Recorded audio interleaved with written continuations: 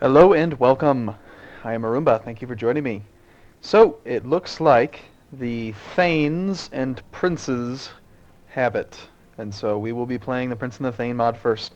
I noticed something I thought was kind of funny and I wanted to point it out before we actually started the playthrough. Notice the current patch and the checksum. We're playing the crap checksum. So I thought that was funny. But I was trying to decide who we should play as, and I've already got a Duke of Bulgar playthrough going. That's a Sunni religion. I've already got a Republic of Gotlands, Genoa. We've also done a few attempts in Axum. And I think what I want to do is I want to do three things. I want to accomplish three things with this Let's Play. Four things, in fact. Four things. I just thought of a fourth one. So, first off, I want to play the Prince and the Thane mod. That's number one, obviously. Second off is I want to play as a Christian feudal lord, not a republic or a Muslim, because I haven't really done that yet. Third, I want to play as a vassal, because every other time I've played, I've started off as an independent ruler, so I want to kind of show it from a vassal perspective, where you've got someone above you. And fourth, I want to change a pace where I want some new music. So all of that leads to England. I like that English music we heard last video, and I want to keep doing it. So let's see. If we were to pick somebody in England, we could look at a duke, perhaps. Got Northumbria, Mercia. A lot of the titles are different in The Prince and the Thane, so I'm going to spend probably a decent amount of the first episode just looking around at cool stuff and getting used to the mod and interface and all that. And we'll get down to the playthrough soon thereafter. Now we do have a new start, 6 January 1066, and apparently that is when, I don't know what this says here, so yeah, has died and left no one as heir. Isn't that the same as, no. Alright. Both have claims to the throne. In the meantime, it sounds like maybe this is before the war is declared, perhaps. Not really 100% sure. Well, that's fine. Let's go with this, and how about we pick the... Do we want to start off as a lowly count? That would be very challenging. Are there any counts with 2 titles? No vassals, of course, as a count. This duke's too large. Let's go with the... Let's go with this duke.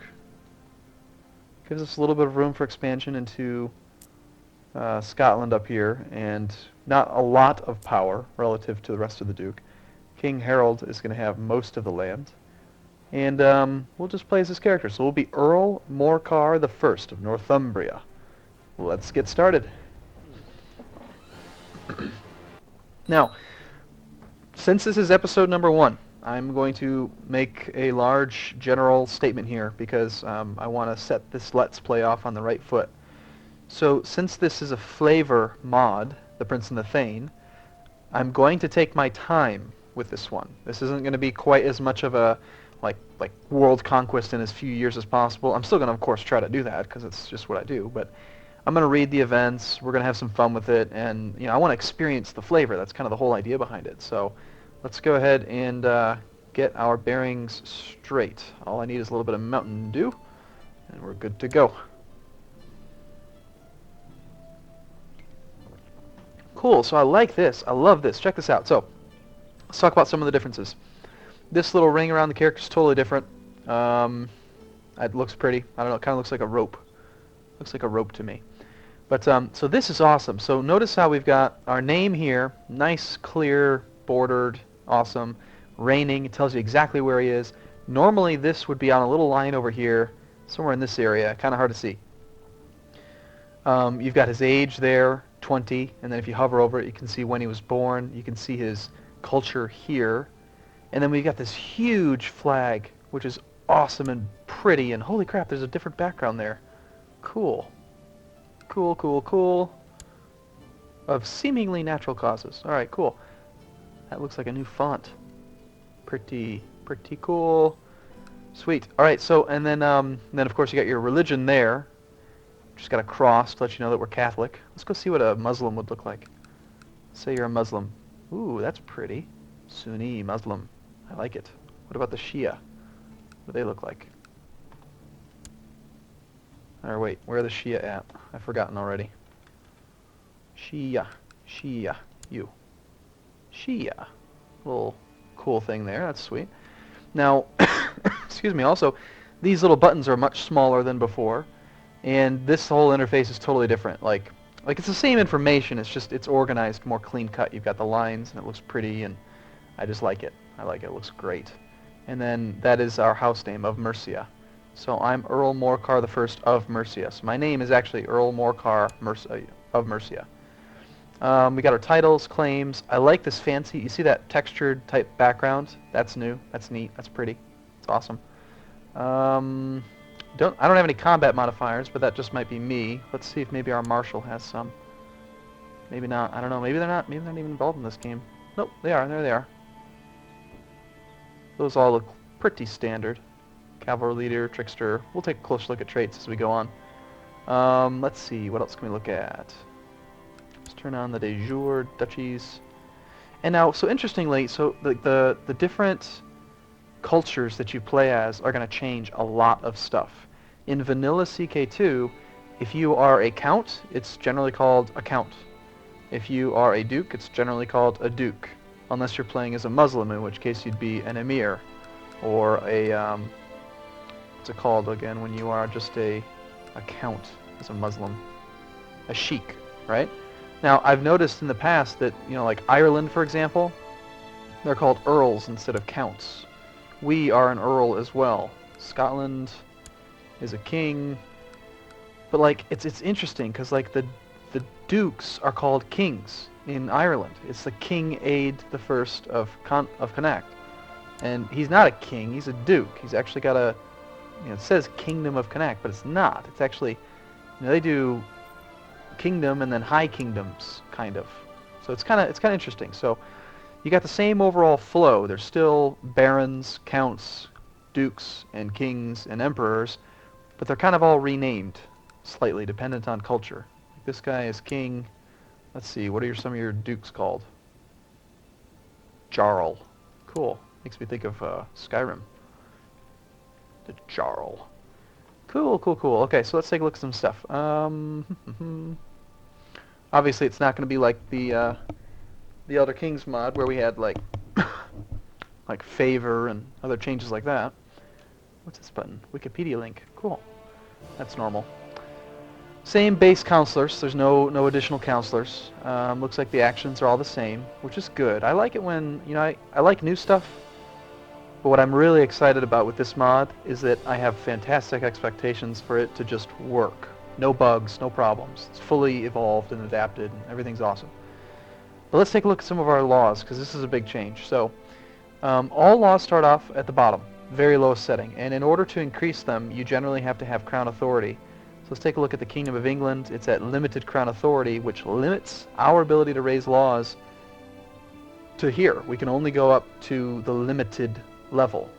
If we had medium Crown Authority, we could go up to here. High Crown Authority, we could go up to here. And maximum or absolute Crown Authority, we could take it all the way to the top. So we've got feudal levies. Maximum levy is minus 60%. So we can only hire 40%. Crown law setting the minimum to 32.4%. Interesting. So the highest opinion person is loyal to the Pope. Let's go with somebody else. 32%. Okay, so Crown Law apparently sets it to medium. And I don't like how I can't see that. I can't actually see that right now. I can't see like the actual Crown Law settings because I'm not the king. I've got a liege above me. Oh well, we'll play with it more when we get a little bit further along. But we can raise the minimum. Doesn't seem like that really matter considering Crown Law's actually setting it higher on somebody that likes me. Nevertheless, the highest we could possibly have right now, from what I've seen so far, would be 40%, which is not much. You know, he could provide 910 men. We can only get 297 or 295. That's not very many. Feudal taxation. Nice. So the lowest level of feudal taxes still gives us 5%. In regular Crusader Kings 2, it's 0%. You never make anything off your vassals. And we can bump it up a bit, all the way up to 25%. So you can't raise it quite as high, as you can in regular Crusader Kings 2, but it starts off at a little bit higher, so that's nice. The highest on regular is 30%. So, city taxation, or city levies. Again, same basic thing, not going to mess with that. City taxation is low, it's like 10%. We can go all the way up to 50%, which is a little bit higher than regular. Peak value on regular Crusader Kings 2 is 45%. I can't really help but make comparisons because I love changes. They make me super excited looking at them. Churches, whatever, same basic thing, up to 50% tax. Now let's look at the cool stuff. So a merchet. Merchet is a tax paid by a peasant or a subject to his lord upon the marriage of a woman. It is customary that the bride's father should pay, as buying the right to give his daughter away, and as a justification for taking a soldier off the lord. Cool. So we have no merchet duty. The domain subjects do not have to pay a merchet to their lord upon the marriage of their daughters. I've already found a bug. I should say upon, not upon. This lowers national revolt risk, but also decreases noble vassal tax by negative 15%. So I'd be willing to bet that the combination of low or minimum feudal taxes plus 5, and then this one minus 15 means that we're actually losing money to our counts. Yeah, it's negative 10%. And unlike in the Elder Kings where it was just bugged and there was no explanation, I very quickly figured out why we're at negative 10, and so I feel good about it and I like it. This also makes them like us, the feudal lords like us less, the city and church folk like us more. If we did do the merchet duty, the domain subjects now have to pay a merchet to their lord, Ubdan. Is that another typo, or am I just wrong and then it's supposed to say Ubdan? Updan. I don't know. This would increase national revolt risk by 5%, but it would also boost us up from negative 10% to 20% feudal taxation. That's awesome. And I'm assuming there's an event that would actually give us gold upon marriages, too. Maybe. Maybe it would do that, or maybe it's reflected just by the actual noble tax. I'm not sure. The feudal lords would like that, the burghers and church folk would not. We also have quit rent tenure. The payment of a quit rent fees frees the tenant of a holding from the obligation to perform such other services as are obligatory under feudal tenure, or frees the occupier of the land from the burden of having others use their own rights on the tenant's land. Okay. No quit rent tenure. There is no possibility of paying a quit rent for tenure in the domain. Increases national revolt risk. It increases the levy, both on the minimum and maximum. Also increases all the castles' levies slightly by 5%. When it says plus 0.05, it actually means plus 5%. It's a modifier on the castles. Like if I were to look, let's look at one of our castles. And we hover over this, and we look like, say, here. It's going to say right there, levy multiplier plus 32.5%. So we've got some buildings in here, a timber, motte and bailey, timber palisade, tithing system, tenancy by villenage, and then military tenure by castle guard duty, plus 0.0. Huh. I would have expected to see that modifier somewhere in there. Maybe I'm mistaken. Timber Mont Bailey is 5%, plus 0.1. Military tenure, is that? No, it's not related to this one. Maybe I'm just mistaken. Castle levy size should be increased by 5% based on that law. Anyway, it doesn't matter. The cities don't like it, but the church and feudal lords do. And if we did do this, we would... Wow, national tax modifier plus 25%. That's awesome. I want that. We have to have at least 1,000 prestige and stewardship of 14 in order to enable that law. But I want it. I want it bad.